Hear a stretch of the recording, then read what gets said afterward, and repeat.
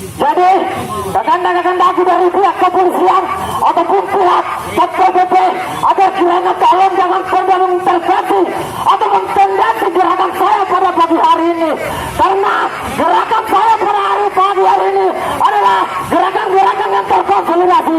Betul tidak saudara-saudara sekalian? Maka dari itu saya minta majukan lagi mobil ini. Saya mau lebih dekat lagi agar kiranya kepala dinas saudara-saudaraku peserta aksi pada pagi hari ini sepakat hidup rakyat berjalan tak lain dan tak bukan untuk menyuarakan suara-suara kebenaran. Betul tidak saudara-saudaraku sekalian?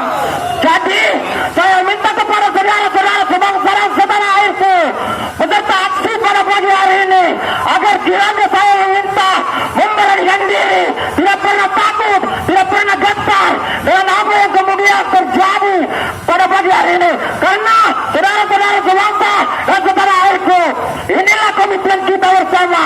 Ketika ada yang kemudian